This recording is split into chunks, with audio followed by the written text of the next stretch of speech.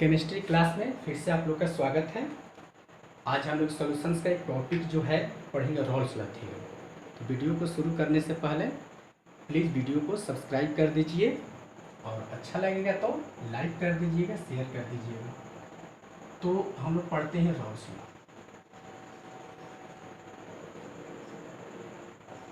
Rawls law ये exam में पूछता है, रॉल्स लॉ। ठीक है, तो इसको लिख सकते हैं, क्या होता है, at constant temperature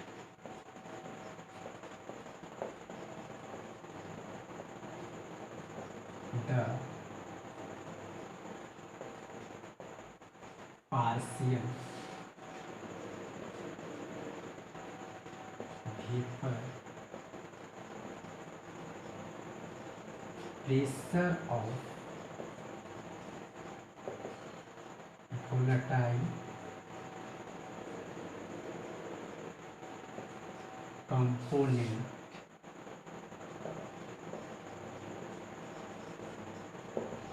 in solution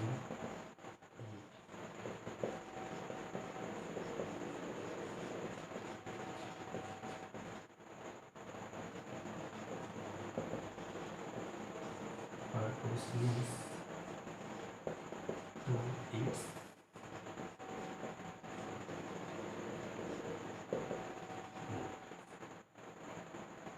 इसको समझने के लिए क्या होगा कि एक सॉल्यूशन जो रहेगा इसमें आपको, इस सॉल्यूशन में क्या है, आपको सॉल्वेंट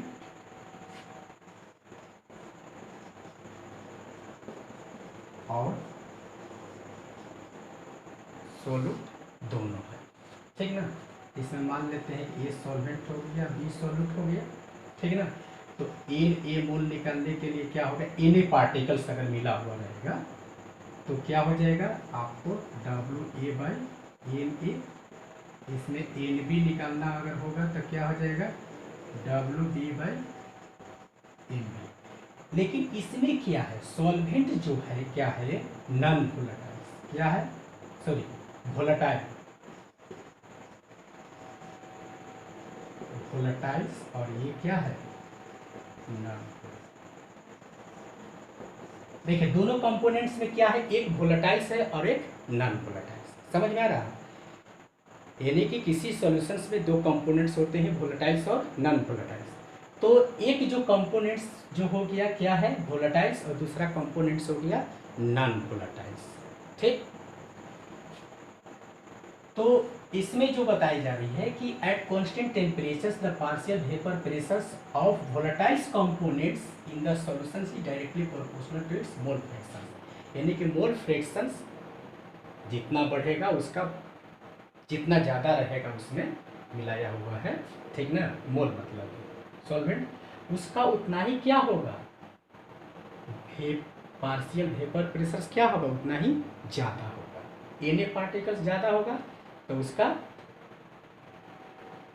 पार्शियल वेपर प्रेशर भी क्या होगा, ज़्यादा होगा। ठीक, तो लिख सकते हैं TA is directly proportional to XA। ठीक, ये हट जाएगा तो कांस्टेंट प्रोपोर्शनलिटी आता है, XA K इक्वल टू 1। ठीक, मीन्स इसको हम लोग बोलते हैं कांस्टेंट प्रोपोर्शनलिटी, प्रोपोर्शनलिटी कांस्टेंट।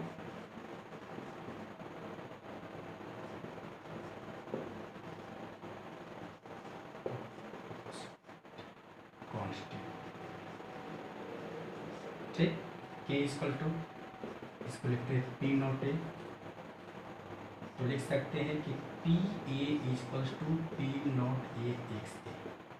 ठीक, वेयर P0A, वेयर P0A क्या है, vapour pressure of pure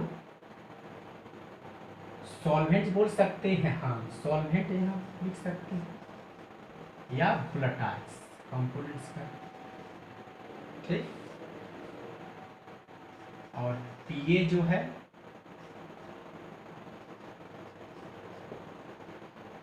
partial vapour pressure of solvent लिख देंगे। यहां तक समझ में आ गया?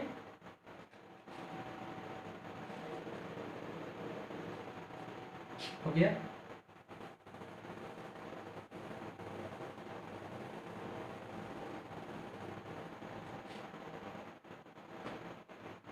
तो हम लोग लिख सकते हैं कि P A equals to P not A into X A, या X A equals to P A by P. ठीक, यहाँ से हम लोग एक चीज जो है हम लोग लिखे हुए हैं उस कोलिगेटिव प्रॉपर्टीज में जो है RLVP relative lowering in vapour pressures में, वहाँ भी रोल्स लॉ के लिए हम लोग लिखे हुए हैं कि the partial vapour pressures of volatiles components, the partial vapour pressure of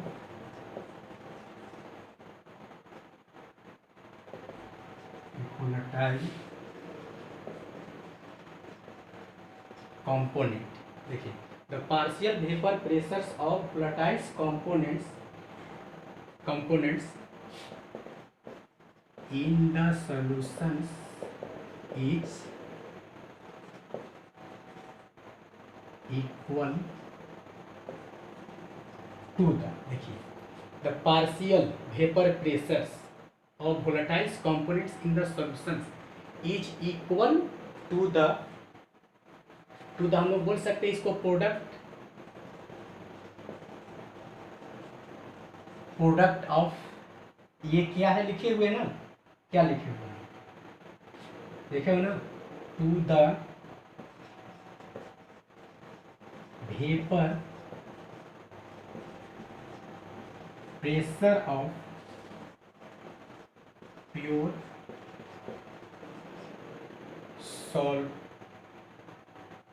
solvent and mole fractions of solvent लिख देंगे। यहाँ प्योर सॉल्वेंट तो मोल फ्रैक्शंस भी उसी का होगा ना, उसी का हो जाएगा मोल फ्रैक्शंस। ये यानी कि ये भी आप लिख सकते हैं, ठीक ना, डिफिनेशंस अगर पूछा जाएगा और पहले जो बताए हैं वो भी, दोनों में से कोई जो हो जाएगा। किसका बोले हैं? रोल्स लॉ थ्योरम्स को। अगर मान लेते हैं कितना तक हो गया,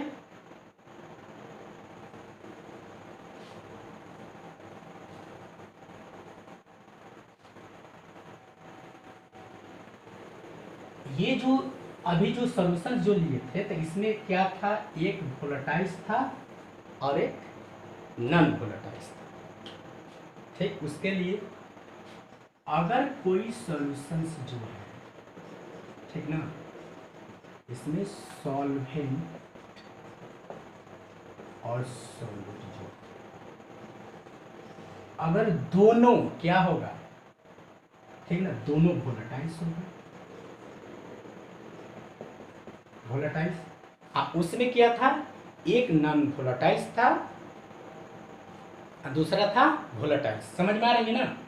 पिछले वाला में क्या था कि एक वोलेटाइल्स था और दूसरा नॉन वोलेटाइल्स, एक कंपोनेंट्स वोलेटाइल्स कंपोनेंट्स और दूसरा नॉन वोलेटाइल्स। और यहाँ पर क्या कर रहे हैं हम लोग कि दोनों को क्या कर रहे हैं, वोलेटाइल्स ले रहे हैं, ठीक ना।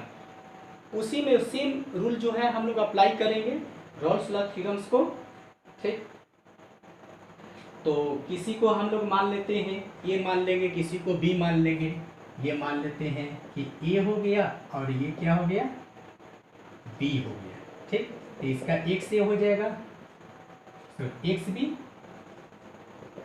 बी इक्वल टू जानते हैं इसका क्या हो जाएगा, एक से हो जाएगा मोल फ्रैक्शन। सेम उसी के जैसा जो पहले जो है हम लोग उसमें भी क्या चीज बताया है कि द पार्शियल वेपर प्रेशर, ठीक ना, the partial vapour pressures of volatile components, ठीक, in the solutions is equals to the, ठीक ना, equals to the product of vapour pressures of pure components and its mole fractions, उसी का mole fraction, its mole fractions या mole fractions of solvent. ठीक, तो उसी के जैसा इसमें भी हम लोग क्या करेंगे, हल करेंगे। तो सेम जो है लिखेंगे जैसे P A is directly proportional to एक से लिखेंगे तो डायरेक्ट यहाँ लिख सकते हैं, समझना है। ये हम लोग किससे, रोल्स लॉ थ्योरम में उसमें क्या था, एक वोलेटाइल्स और एक नॉन वोलेटाइल्स, और यहाँ क्या है, दोनों जो है क्या है वोलेटाइल्स कंपोनेंट्स। तो दोनों जो है सॉल्वेंट के केस में, सॉल्यूट के केस में दोनों वोलेटाइल्स ही हैं। तो पी ए इक्वल टू लिखेंगे पी नॉट ए इंटू एक से इक्वेशन 1, समझ में आ रही है। और इसी तरह से हम लोग लिखेंगे P B equals to P not B X B. इसमें कहीं दिक्कत नहीं है ना, समझ में आ रही होगी आपको। तो क्या करेंगे, मतलब कि पी ए और पी बी अगर कोई सॉल्यूशंस जो है दोनों का क्या हो जाए, इसका अगर हम लोग vapour pressures partial vapour pressures और इसका भी पार्शियल वेपर प्रेशर्स, तो क्या निकल जाएगा, total partial vapour pressures of solutions का निकल जाएगा। इसका और इसका जोड़ेंगे तो इसको मान लेते हैं पी एस हो के जाएगा, नहीं तो हम लोग लिख सकते हैं कि P S is equals to क्या होगा, P A plus P B, नहीं फिर ये क्या हो गया, total partial vapour pressure of solutions हो गया। पीएस मतलब total partial vapour pressures of solutions. तो दोनों का वैल्यू जो है हम लोग रखेंगे, लिखेंगे इक्वेशंस 1 एंड इक्वेशंस 2, 3 में रख देंगे, इसमें रख देंगे हम लोग सभी का वैल्यू जो है इसमें रख देंगे पी ए और पी बी का टोटल निकालना होगा। तो पी ए वैल्यू कितना है, पी एस निकालेंगे तो कितना हो जाएगा, P A P not A X A plus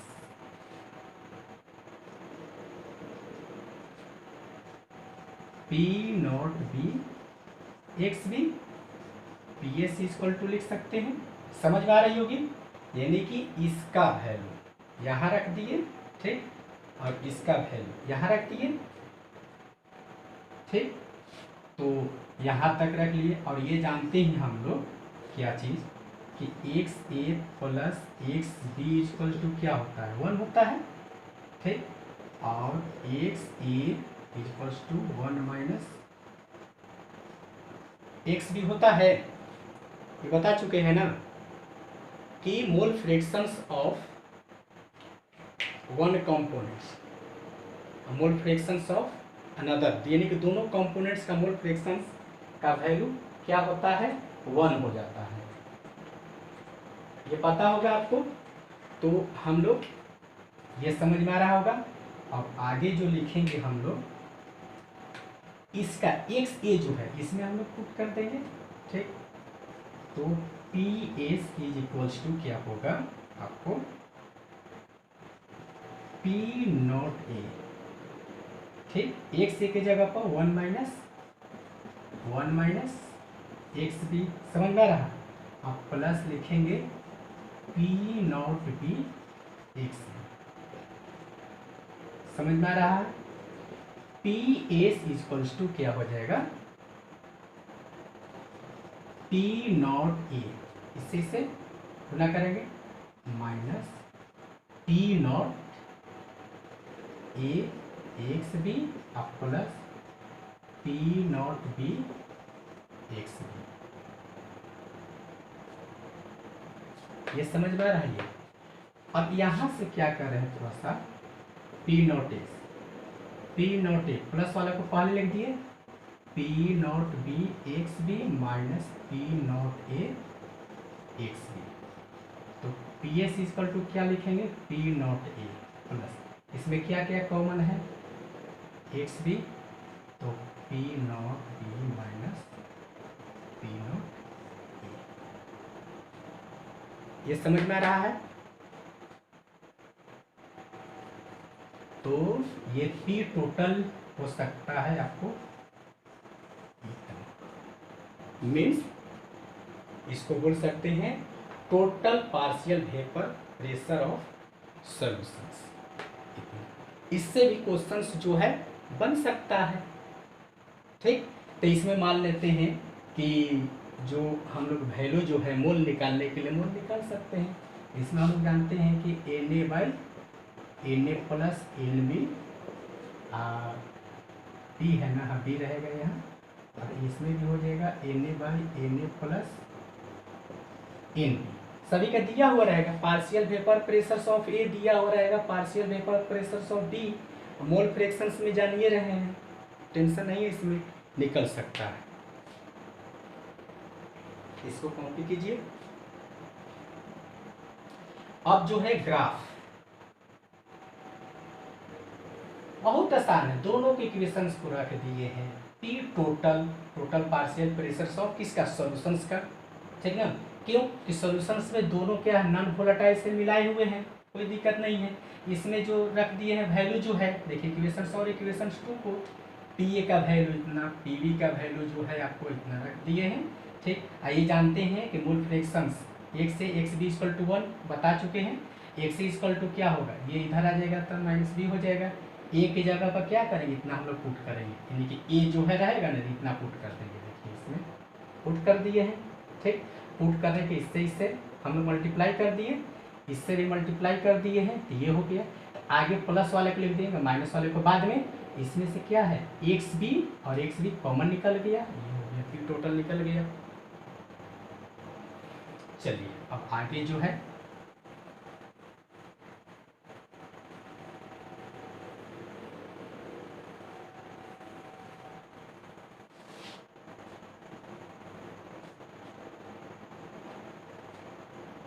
अब जो ग्राफ के बारे में,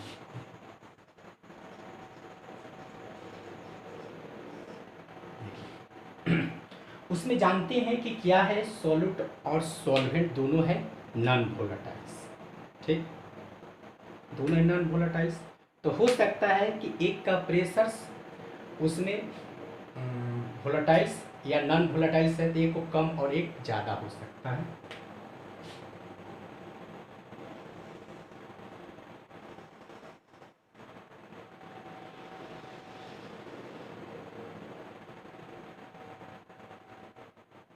देखिए इसको बनाने के लिए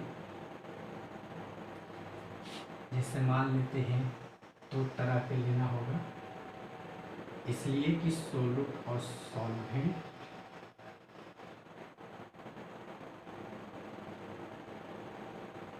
कम और ज़्यादा लेते हैं, डिफरेंस जो है,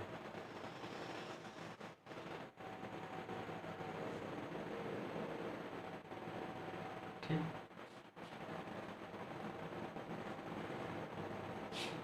मान लेते हैं कि एक्स ए इक्वल टू 1, तो एक्स बी इक्वल टू 0, यानी कि यह क्या हो रहा है, कि जीरो से लेकर यह बढ़ रहा है, ठीक। एक्स ए का वैल्यू जो है यहाँ पर क्या है 1, तो यहाँ पर एक्स ए के वैल्यू क्या हो जाएगा 0 और एक्स बी का वैल्यू 1 हो जाएगा। यहाँ से समझ में आ रहा है कुछ नहीं? देखिए जैसे मान लेते हैं कि ये एक्स बी का, ठीक ना, 0 से बढ़ रहा है, तो ये एक्स बी हो गया और क्या हो गया ये एक्स ए हो गया, यानी कि मोल फ्रैक्शंस दोनों का। तो ये यहाँ पर क्या है 0, यानी कि 0 से लेकर बढ़ रहा है, 0 से ही बढ़ेगा ना, 0 से लेकर बढ़ रहा है, तो देखिए यहाँ तक बढ़ गया, ठीक। और यहाँ पर तो क्या हो गया, यहाँ पर सबसे हाईएस्ट हो गया एक्स का value, X B equal to क्या हो गया 1 हो गया हाईएस्ट, कहाँ से, यानी कि 0 से 1 हो गया। और यहाँ एक्स ए वैल्यू क्या है 0 है, यहाँ देखिए एक्स ए का है ना, तो यहाँ पर 0 है, 0 से लेकर बढ़कर क्या हो गया 1। और ये जानते हैं क्या कि X A plus X B equal to क्या होता है 1, तो एक 0 होगा तब ना एक 1 होगा ना, तो 0 से लेकर बढ़ रहा है 1 जो हो गया।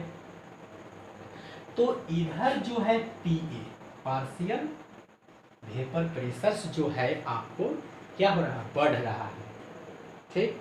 तो यहाँ पर इसका जो रहेगा इसका पी नॉट ए, यानी कि इसका यहाँ तक पहुँचेगा क्या, देखिए बी का जो रहेगा, यहाँ बी है ना, इस पॉइंट्स पर देखिए एक्स ए का वैल्यू जो रहेगा सबसे जो रहेगा यहाँ पर 1 रहेगा, ये वाले यहाँ, और यहाँ पर जो रहेगा पी नॉट बी। तो ये हो गया पार्शियल वेपर, जैसे प्रेशर्स जो बढ़ रहा है, ठीक है, प्योर सॉल्वेंट्स का मान लेते हैं। तो एक स्टेज जो आएगा पूरा प्रेशर्स जो है आपको यहाँ तक सबसे लास्ट होगा किसका ए का, तो बी का क्या हो जाएगा 0 हो जाएगा यहाँ से, देखिए यहाँ से लेकर बढ़ रहा है यहाँ से, तो एक वैल्यू बढ़ेगा तो एक वैल्यू क्या होगा घटेगा, मोल फ्रैक्शन, बात आया समझ में।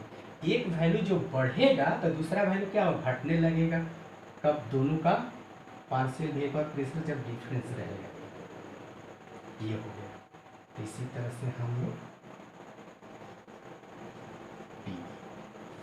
ये इसका ग्राफ हो गया, मोल फ्रैक्शंस। ग्राफ में भी ऑब्जेक्टिव में दे सकता है,